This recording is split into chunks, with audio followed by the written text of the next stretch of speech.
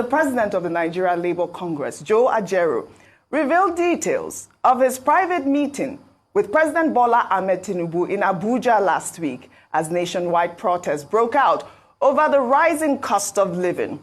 Ajaero stated during a live television interview that President Bola Tinubu told Labour leaders that as part of measures to reduce the cost of governance, he attempted to reduce the presidential fleet and lives in a 2-bedroom apartment.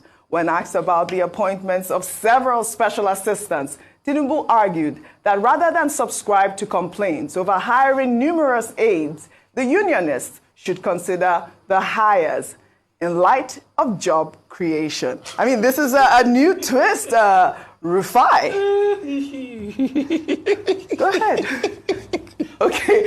Why you know, the reaction is, that is exactly the problem with Nigeria. And I totally disagree with President Tinubu. When they say you're hiring lots of people as special advisors, you're saying job creation for what? It is the private sector that should create the jobs. Why can't we revitalize the private sector? Today, as we speak today, dollar is going yo-yo to the naira.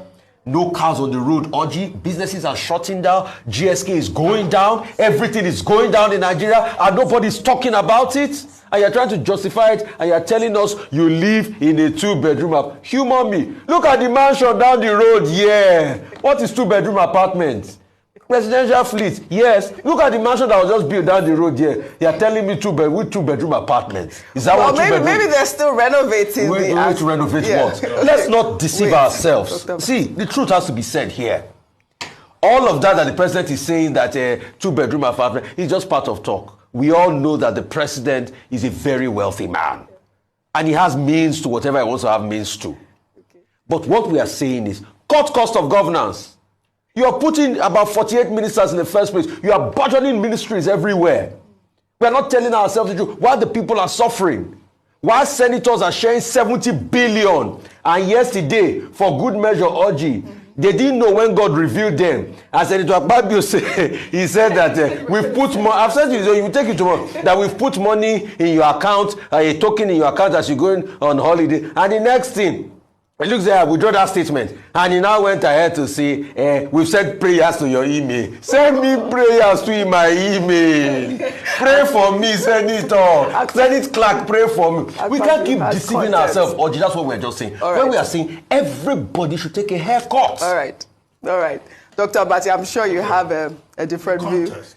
In which Comrade Joe Ajaero was speaking, was that they had advised the president to cut the cost of governance, which is what we have said ad nauseam on this program about the need for a lean, more efficient government so that you can save resources. In fact, in Ghana, when they wanted to embark on this IMF-induced reform, one of the things that they did, as a way of reform, was to reduce the salaries and benefits of government officials.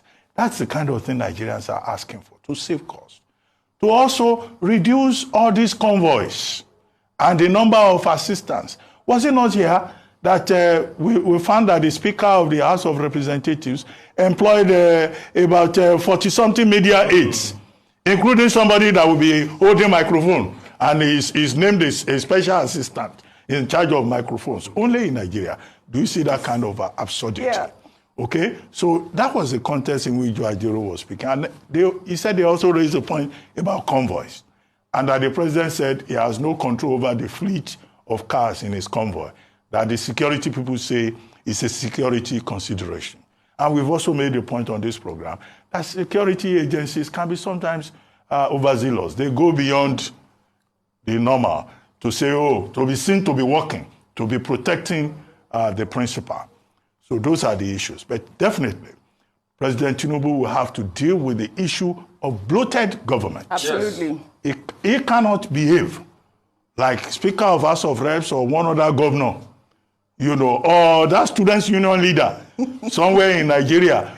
I think because that bad example is not going down now. Yes. Can you imagine a students' union president appointing bodyguards and appointing senior special assistants on every subject? That is the level of absurdity to which we have descended. However, on the question of the president living in a 2-bedroom apartment.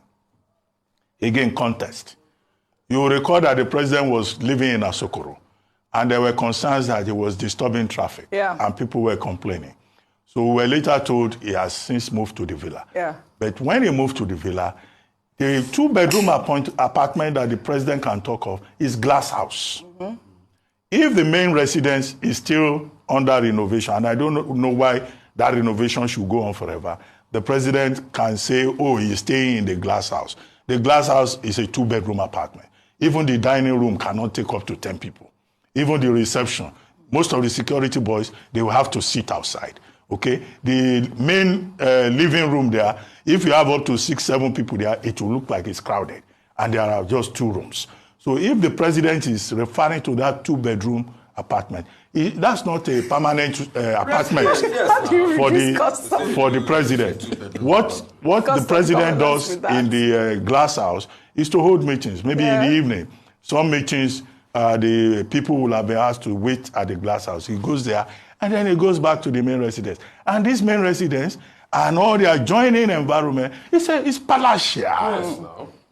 In fact, the lush of green between glass house and the main residence. In fact, if you walk there and you are enjoying the breeze, you are looking at the greens, you will know that this is a special environment. Absolutely. And you see further down to your right, in fact, a whole section with vehicles, not personal vehicles, so vehicles for operation of the residence. And then there is a chapel, there is Sunday school building, there is mosque, and then in the main residence itself, the furniture, everything.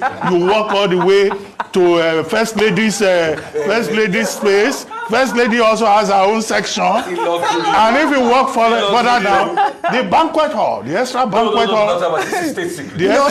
He's giving us expose. Wait, people want to hear. Exclusive. You can only get it on Arise. The extra banquet hall that we built, during our time, is also there. The president can just walk and enjoy. And there are peacocks on some areas. So it's not a 2-bedroom that the president lives in. Yeah, but we should focus on the serious matter. Absolutely. Okay, the president should take seriously the point about cost of governance. Absolutely, that's and the Labour main is point. saying please cut fat so that the poor can breathe. Absolutely. Well said, Dr. Abati.